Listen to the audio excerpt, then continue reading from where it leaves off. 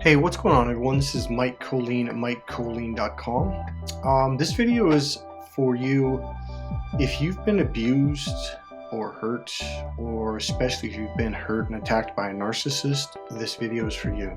Okay, I'm going to say something that I realized most therapists, coaches, friends, meaningful people that mean well, they almost not only do they not directly say this to you when you need it, and they should say it to you, they almost say the complete opposite. For those of us who have been hurt, which I'm sure everyone's been hurt,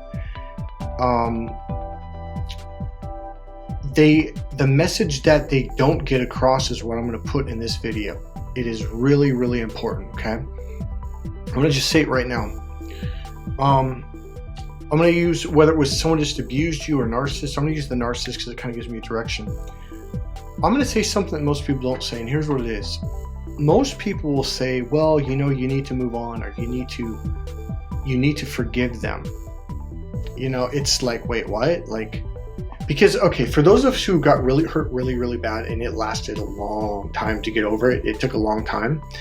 You know, our friends, even therapists or coaches or people we go to help heal this, they're like, well, you know, you've got to forgive and you've got to be compassionate towards them, and you've got to, and these are all good things, but it's almost like what they're saying is,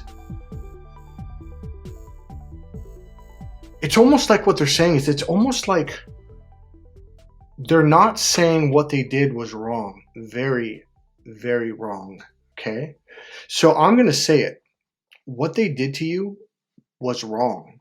Very wrong. Very, very, very wrong. Okay?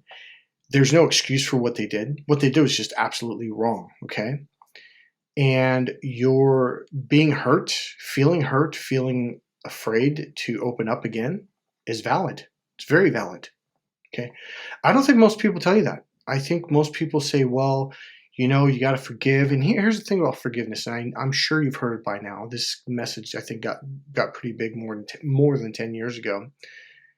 Is forgiveness is not about them. It's so you don't carry this anger and this hurt and this fear inside you, and you're clammed up and you're just defensive all the time, and you're almost hyperventilating. Okay? So for those of you who have been through narcissist abuse, I'm sure you've gone through that phase. Okay? So before I continue further, let me do our ceremonial thing here. We light the candle. We do the sage. I have mountain sage, which I've come to love. It's great. So I'm lighting the candle right now. Do the mountain sage. Kind of slow things down for a minute here. I think this message is really, really important. Okay. All right, there we go. All right. Let's break up all the negative connections, all right? For those of you who haven't seen me do it already, I put it out in sand, okay? That's probably, it's the best way because it doesn't ruin it. And it goes out pretty much right away. You kind of mush it in. All right, so I've got a couple notes here that I think is important to go over. So number one is what they did was wrong. Absolutely, totally, completely wrong. There's no excuse for it, and you shouldn't feel bad about it at all. What those people do is vicious. It's wrong. You know, the second part is, as I already said, is forgiveness. Is you don't forgive them for them. You forgive them. Otherwise, you carry this hurt, and that's what they want. That's what a narcissist wants you to do. Okay. And another message that I'm going to say is you have every right to defend yourself against a narcissist. You have every right to curse at them, to tell them to get the F out of here. You know, like, nope, we're done. You have every right to be cold, to just cut them off completely. And if they try to call you, say, yeah, bye, just hang up. Don't even talk to them. You have every right to defend yourself. You have every right to stand up for yourself. Okay. I don't think these messages are emphasized enough, let alone, I think, many times at all.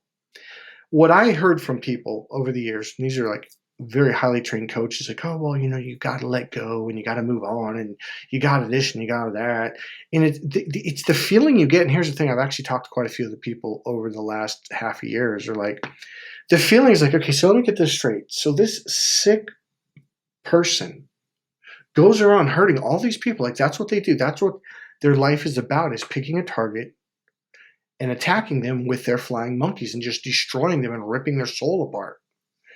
And I'm just supposed to move on like that's okay? Wait a minute, something's not right here. What's not right is people aren't telling you the right messages. They're not giving you a complete message. You have every right to stand up for yourself. You have every right to call them on their shit. You have every right to get in their face. You have every right to cut them off, cold, bust them, boom, and not care even an ounce of what they think about you. Well, like why did you ghost me? Because you're an asshole. Because you're sick. You need fucking therapy. You need help. You have every right to tell them that. You have every right to hang up the phone. You have every right to slam the door in their face. All right. So the forgiveness part is really to help you to heal inside so you can move on. Okay. So let's go back to the part of like, wait, so they did all this damage and they did all this stuff. It was a setup from the very beginning, and they planned all this stuff, and I'm just supposed to walk away. Like, I know a lot of you want to kick their ass, huh? Or worse. Remember one thing, karma gets them 100,000%, especially if you're an empath. Your absence will cause them nightmares because what they're going to roll in their mind is what they did to you and how wrong it was. They know it's wrong. It's going to roll and roll, and it's going to cause them nightmares. It's going to be like, it's going to haunt them. Okay. So without going too much in detail on that, I want to move on a little bit here because I think I got the gist of the message across. Let me give you a message, and I might even make a separate video for this. In fact, I think I'm going to, but I'm going to give it to you right now. One thing that narcissists have done is they have infiltrated our societies. They've literally interbred with our families because they have to have children. Okay, they've intermixed with us on purpose. They blended in on purpose. They feed off of us. Okay, they're in our churches. Go read the book of Revelations. The church is the devil's stronghold. Yeah, it's in the book of Revelations. Go talk to your pastor about it. They will take healthy teachings and they will twist them to where they're saying what they're not saying. For example, money is the root of all evil. Have you ever heard that one? A narcissist said that. The Bible never says that. You should read your Bible.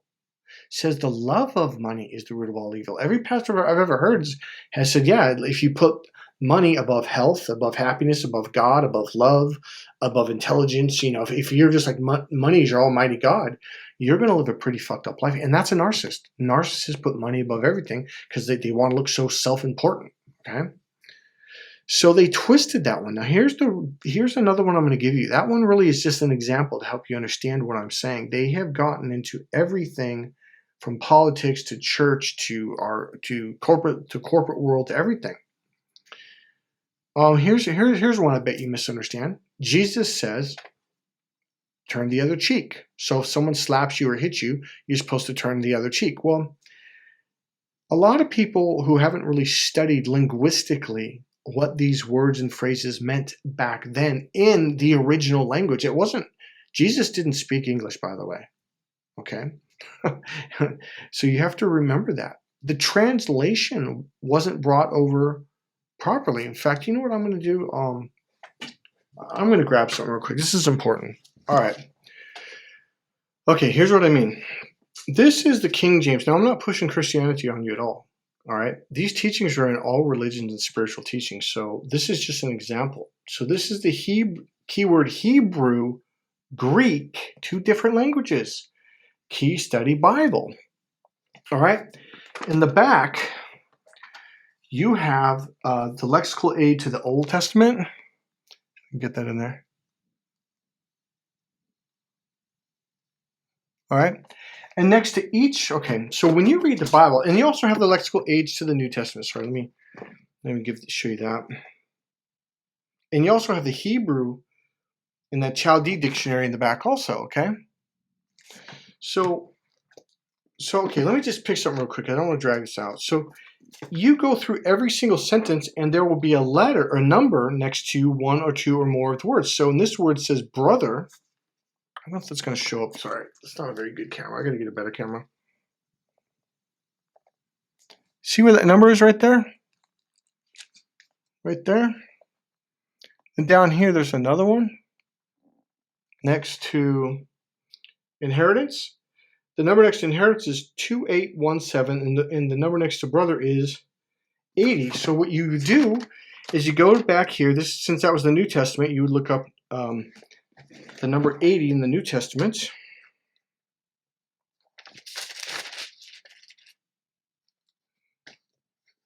And it will give you the actual definition of what that word meant in that language and what it meant back in that time. Because words can literally flip-flop meanings over time, like the word bad. The word bad now means good, and that changed in the 70s. When I was a little kid, my brother came along and said, "Oh, Michael, those shoes are bad," and I started to cry because I had some 4 paper outs I saved up for months to buy them, and I'm like, "What do you mean?" And he goes, "Well, no, Michael, they're bad." My other brother goes, "No, he means they're good." I go, "Well, why doesn't he just say that?" Because it was kind of a cool way of saying they're good, right? So this is a long paragraph, but it says Adaphios. That looks like a Greek word. It says brother from the. Sorry, I need better lighting. Brother from the coil, and Dephus, a womb, a brother, and see, it goes pretty in depth. I don't want to go too in depth in it, but it tells you what the word actually means. And now here's another one. I got the King James Word Book. This also helps you understand words in the Bible.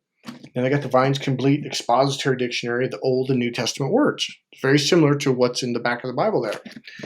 To understand what did it actually mean versus what did the person next to you say. Because this is what a narcissist relies on. He relies on your laziness. He relies on you not actually understanding what these words actually mean, so he can twist the meaning, and then he can inject that meaning into churches throughout the world and into corporate worlds and businesses and everything. So here is what it means. So when Jesus said, "Turn the other cheek," he did not mean, and here's the thing, a lot of you guys are Christians and religious people and Buddhists and stuff. He did not mean take abuse.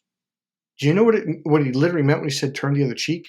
It means to walk away from, to leave that person permanently, to get away from them. I bet you didn't know that, did you?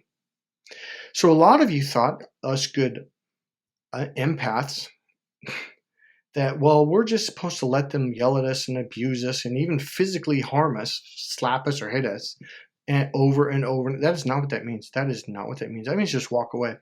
You know, if I understand this now, the power of walking away. If I could go back to any of my girlfriends that were abusive to me, I would have walked the first time.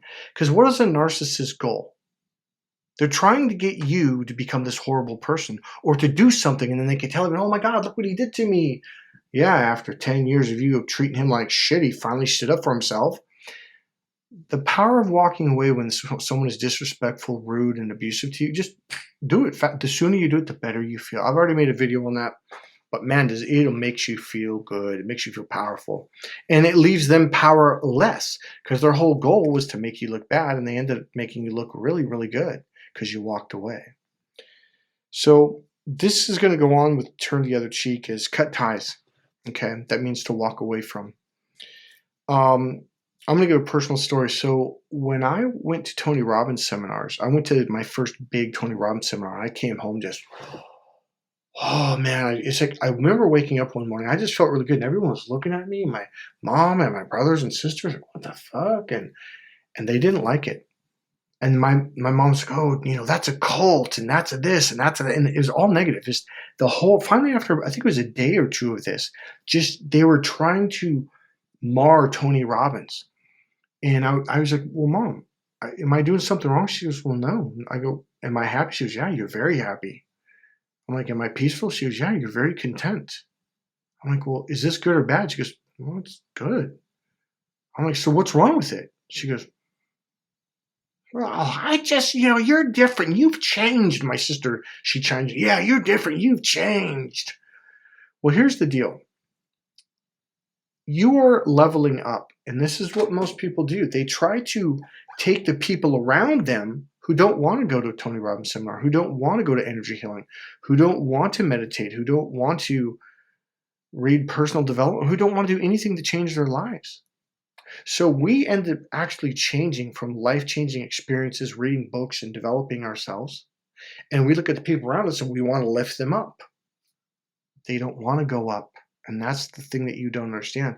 Because change can actually be very scary. Okay? That's why a lot of people don't change, is because they're terrified of it. It's because, well, this is who I am.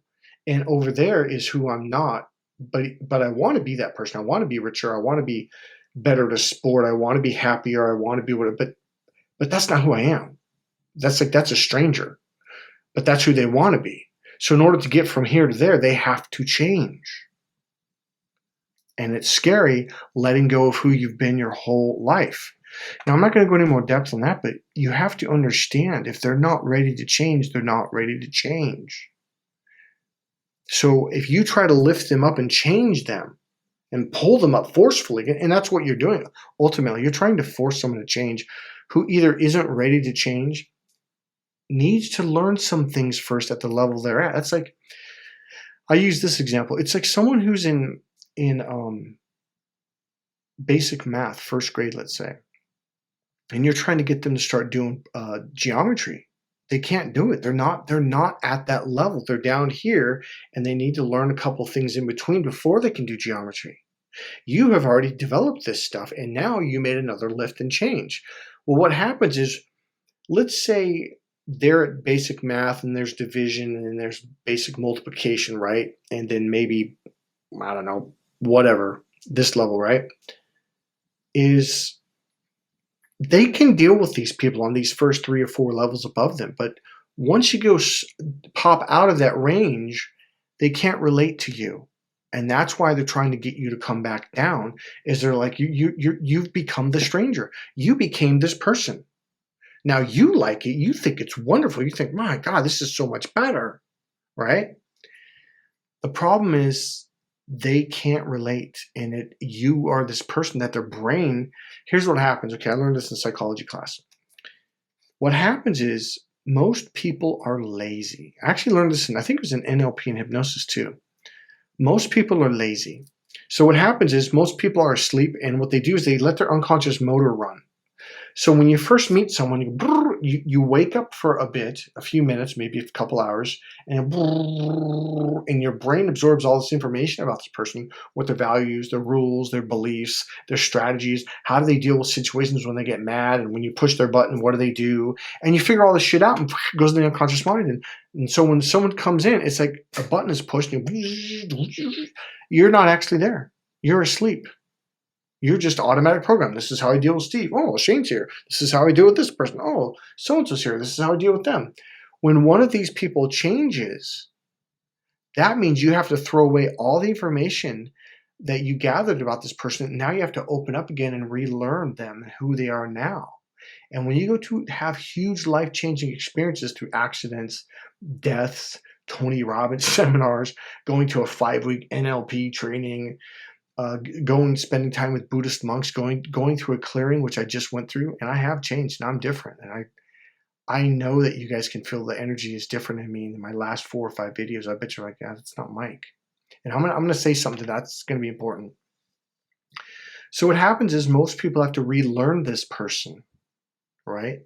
And most people are too lazy to do that. If you change once, let's say you go to college for a semester and come back, they're like, oh, okay.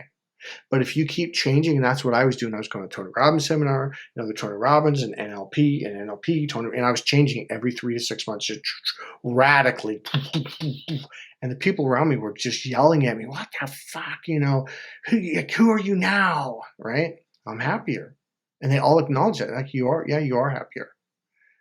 And I'm like, well, what's wrong with that? Well, when I learned everything I just taught you, I was like, man, that actually makes sense. So I'm going to come back to you. I know that I've changed in my videos. My energy is different. It's radically different. I can feel it. It's smoother. It's mellow. A lot of you in the last 6 months came to me because you were in a lot of pain from narcissist abuse, and you were angry, and you were hurt, and you had this very intense roar, and so did I. And so did I. Go back and watch my videos. You'll see I'm cussing, I'm this and that. I'm pissed, and I'm like intense, and I'm expressing the same energy that attracted you. I've changed. And you're not feeling that same attraction, are you? So one of the things is, the reason why you came to me is because you were dealing with this energy. And what I'm doing, which is a really good thing, is I've let go of I didn't let go of it, I healed the energy. For those of you who stick around with me, you're going to heal it too. It's like, just by listening to me talk, you're eventually just going to be like, you know what? It's like you're holding on to this anchor. And this is the forgiveness thing. You're going to let it go eventually. If you hang out with me more in these videos, you're going to be like, what am I doing hanging out with this weight? Because you're going to look at me. You're feeling my energy right now in my voice, my body language, my instead of being all tight and tense and thinking and logical. You're feeling that my energy is flowing more. You're like, man, that feels nice. I want to be like that. All right. Some of you may just fade off because maybe you got more lessons to learn. Some of you may just be like, wow, this feels a lot better than what I've been going through for the last so many years. Okay. One thing I do want to say to that is if you have been dealing with pain, suffering from narcissist abuse, and you've gone over 6 months, 7 months, and you're still suffering, you need to seek therapy. You need to seek, I'm going to be really honest, you need to seek someone like me, someone who's trained in energy healing and is really good at it, someone who's trained in hypnosis and consciousness work to help you to literally energetically let go of it. There's no reason to suffer anymore. Hey, this is Mike Colleen at MikeColleen.com. I hope this video has helped you and I hope it helps you onto the next level. I'll see you guys at the next level. Bye.